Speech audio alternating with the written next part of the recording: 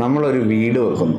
ആ വീട് വെക്കുമ്പോഴത്തേക്കും ആ വീടിൻ്റെ ചെലവ് ഇത്ര രൂപയിൽ നിൽക്കണമെന്ന് നമുക്ക് അതിയായ ആഗ്രഹമുണ്ട്. പക്ഷേ 90% പ്രോജക്ട്സിലും ആ വീടിൻ്റെ ചെലവ് കയ്യിൽ നിൽക്കാതെ അവസാനം തീർന്നു കഴിയുമ്പോൾ വീട് പണിതിരിക്കുന്ന ആൾ ഒരു വശം കെടുന്ന അവസ്ഥയിലാണ്. ഇത് എന്തുകൊണ്ടെന്ന് ചിന്തിച്ചിട്ടുണ്ടോ?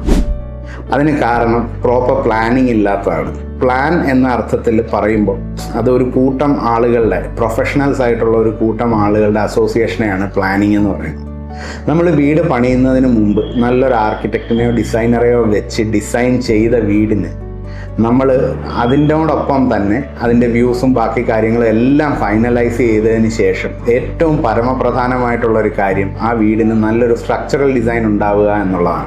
അതിന് എക്സ്പീരിയൻസ്ഡ് ആയിട്ടുള്ള ഒരു സ്ട്രക്ചറൽ ഡിസൈനറെ വെച്ച് അതിൻ്റെ ഫൗണ്ടേഷൻ തൊട്ട് ബാക്കി എല്ലാ കാര്യങ്ങളും പ്രോപ്പർ രീതിയിൽ പ്ലാൻ ചെയ്താൽ വീട് പണിയുന്നതിന് മുമ്പ് നമുക്ക് കണ്ടെത്താനാവും ഇതിന് എത്ര കിലോ കമ്പി വേണം, ഇവിടെ 12 mm കമ്പിയാണോ 16 mm കമ്പിയാണോ ഉപയോഗിക്കേണ്ടത്, ഈ കോളം ഈ പൊസിഷനിൽ വന്നാൽ നല്ലതാവുന്നു, വീടിൻ്റെ ബലം അതിന് ഈട് നിൽക്കുമോ എന്നുള്ളത്. ആ രീതിയിൽ പ്ലാൻ ചെയ്ത് പ്രോപ്പറായിട്ടുള്ള സ്ട്രക്ചറൽ ഡിസൈനോട് കൂടി ചെയ്യുന്നൊരു വീട് ഫിനിഷ് ചെയ്ത് വരുമ്പം അല്ലാതെ ചെയ്യുന്ന വീടിനേക്കാളും മിനിമം 20% ലാഭം ഉണ്ടാവും നമ്മുടെ മുടക്ക് മുതൽ. ഒന്ന് ചിന്തിച്ചു നോക്കൂ.